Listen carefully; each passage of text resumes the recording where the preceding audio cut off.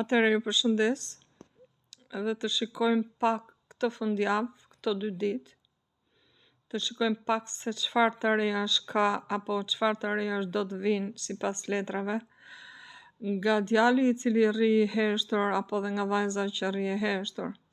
Pra ky është një lexim i përgjithshëm. Nëse do të ketë diçka të bukur, qoftë edhe pak, dhe në fakt letrat thonë që po, do të ketë diçka të lehtë, të bukur, që do të na lërë me shpresë, apo do t'ju lërë juve me shpresë. Kjo është letra e djalit, i cili vlerëson në maksimum atë që ka qenë, dhe vërtet ju vlerëson juve si një gjojel, si një pasuri që ka pasur, ose që je vërtet një pasuri, pavarësisht problemeve që kanë qenë.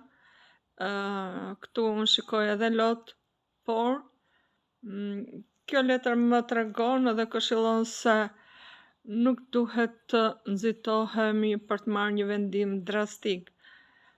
Kjo është letra e vajzës, e cila vazhdon të rri duke pritur dhe duke parë me vëmendje atë histori që ka qenë me atë djalë. Kjo është e dashura e fshetë. Me sa duket këtu është një lidhje jashtëmartesore.